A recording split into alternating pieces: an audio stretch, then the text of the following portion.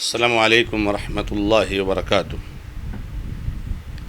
الحمد للہ رب العالمین واشہد ان لا الہ الا اللہ وحدہ لا شریک لہ واشہد ان محمدا عبدہ ورسولہ صلی اللہ تعالی علیہ وآلہ وسلم۔ اعوذ باللہ من الشیطان الرجیم، بسم اللہ الرحمن الرحیم۔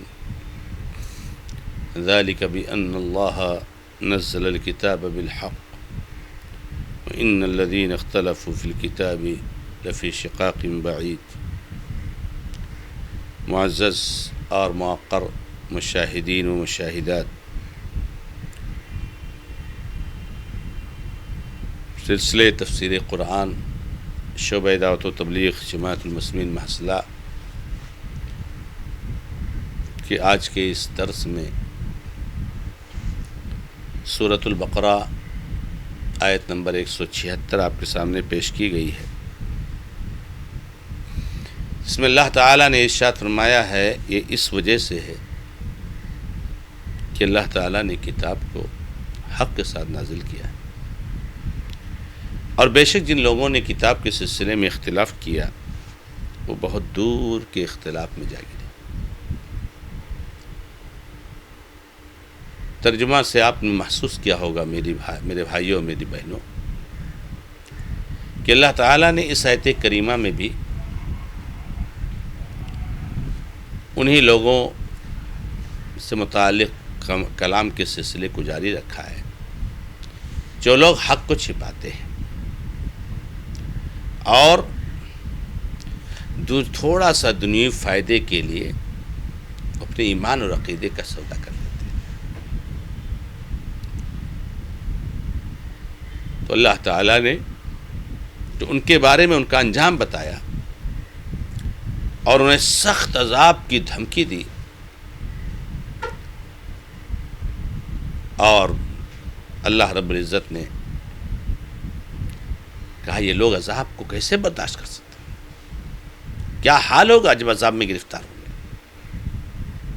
اور انہیں یہ بتایا کہ یہ ہدایت کو گمراہی کے بدلے میں بیچ رہے، نہیں ہدایت کو دے کر گمراہی لے رہے ہیں،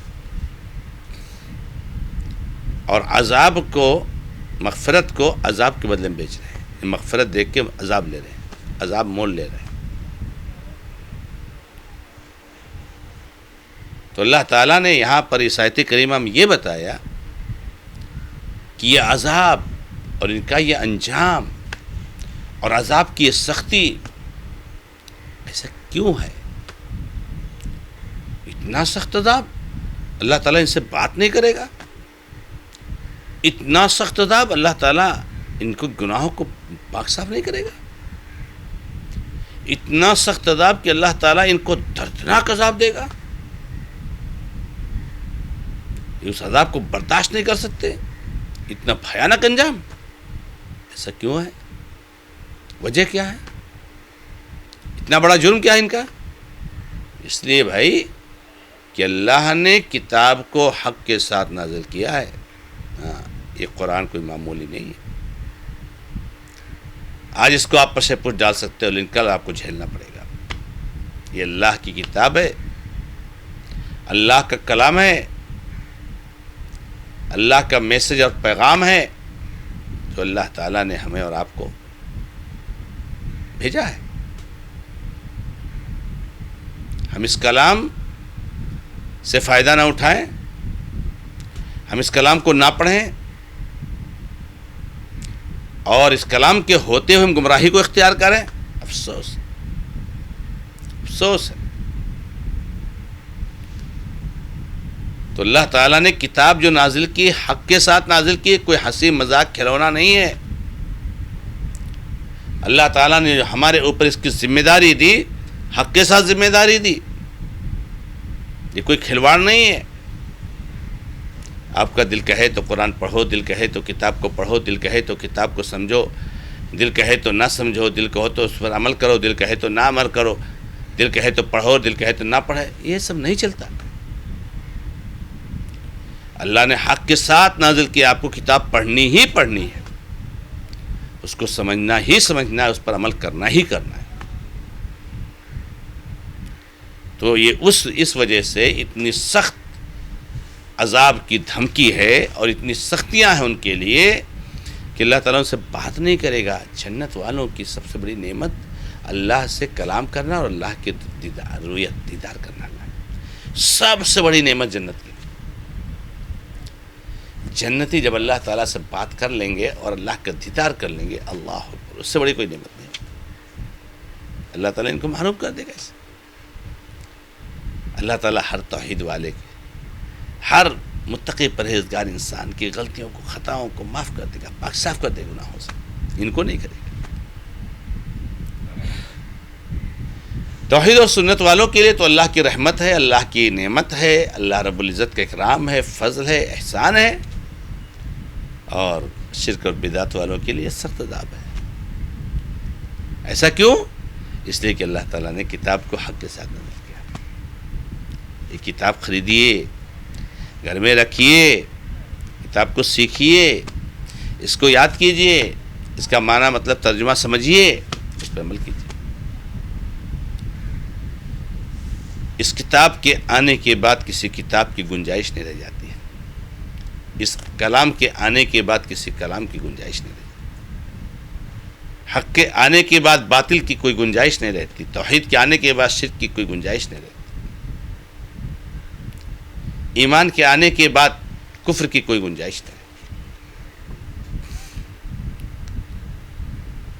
تو اللہ تعالیٰ نے کتاب کو حق کے ساتھ نازل کیا ہے، سارے لوگوں کو ایک ہو کر کے اللہ کی کتاب کو مضبوطی سے تھام لینا چاہیے۔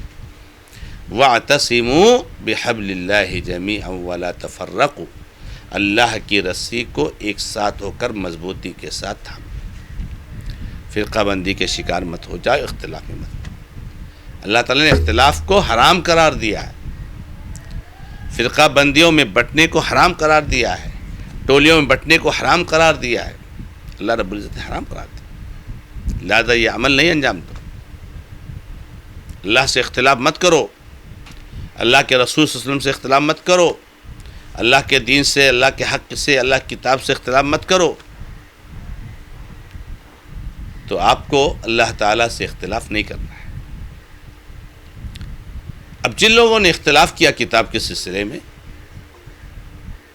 اللہ تعالیٰ نے نبی صلی اللہ علیہ وسلم پر کلام پاک کو نازل فرمایا، نبی صلی اللہ علیہ وسلم نے اپنے صحابہ کو پڑھایا، سکھایا، سمجھایا، صحابہ نے تابعین کو سکھایا، پڑھایا، سمجھایا، سارے لوگ عقید توحید پر تھے، اتباع سنت پر تھے، اللہ رب العزت کے ساتھ شرک قطعی طور سے نہیں کرتے تھے۔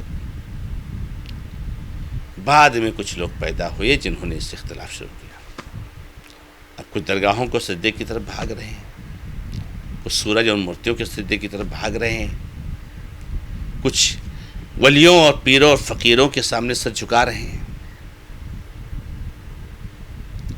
تو یہ اللہ تعالیٰ نے حق نازل کیا تھا، مگر انہوں نے اختلاف کیا، یعنی اللہ تعالیٰ نے جو حق نازل کیا اس کو قبول نہیں کیا، اس حق پر عمل نہیں کیا، اسی لیے فرقہ بندی، ٹولی بنانا، فرقہ کا شکار ہونا، یہ سب سے بڑا گناہ ہے، سب سے بڑا گناہ ہے۔ اللہ تعالیٰ نے اس سے سختی سے منع کیا قرآن کریم کی کئی آیتوں میں، وَلَا تَتَفَرَّقُوا، فرقہ بندی کا شکار مت ہو۔ آپ توحید و سنت پر جمے رہیے،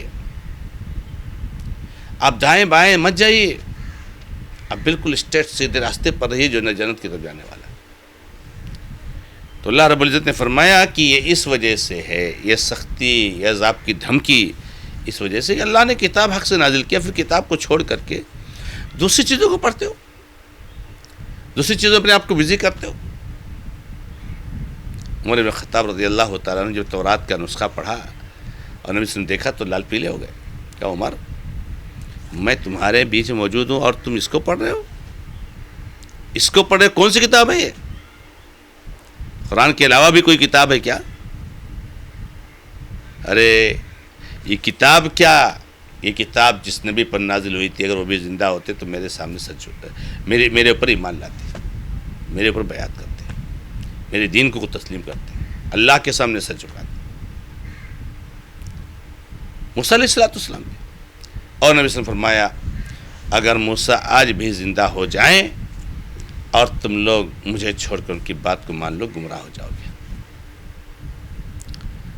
عیسیٰ علیہ السلام قیامت سے پہلے دنیا میں نزول فرمائیں گے تو عیسیٰ علیہ السلام نبی صلی اللہ علیہ وسلم کی شریعت پہ چلیں گے، نبی صلی اللہ علیہ وسلم پر ایمان لائیں گے. تو جو لوگ اختلاف کرتے ہیں حق کے سلسلے میں، کتاب کے سلسلے میں، بہت دور کے اختلاف میں جا گرے. بہت خطرناک اختلاف ہے، اس سے بڑھ کے کوئی اختلاف نہیں، اس سے بڑا کوئی اختلاف نہیں کہ اللہ نے کتاب نازل فرمائی، اس کتاب سے صحابہ اپنی زندگی کے مسائل حل کر رہے ہیں، تابعین اپنی زندگی کے مسائل حل کر رہے ہیں. 100 200 300 400 تک کوئی کتاب جانی نہیں جاتی تھی، بعد میں ایسی کتابیں آ گئیں. کس کتاب کو چھوڑ دیا آپ نے؟ بہت دور کے اختلاف میں چلی گئی. یعنی جو میسج اور پیغام اللہ رب العزت نے دیا ہے کہ ہمیں حق کو نازل ہونے کے بعد، کتاب کے آنے کے بعد کسی اور چیز کی ضرورت نہیں ہے. لہٰذا میرے مسلمان بھائیوں، ماں اور بہنوں، ہماری ذمہ داری بنتی کہ ہر قسم کے شرک اور بدعات سے بچ کر صرف اور صرف توحید کے اور سنت کے راستے پر چلیں اور اللہ تعالیٰ کے ساتھ شرک نہ کریں. رب العزت سے دعا ہے کہ رب العزت ہمیں اور آپ کو اپنے گناہوں سے توبہ کرنے کی توفیق عطا فرمائے. ھذا ما عندی واللہ تعالی عالم والحمد للہ رب العالمین وصلی اللہ علی محمد وسلم تسلیما کثیرا. والسلام علیکم ورحمۃ اللہ وبرکاتہ.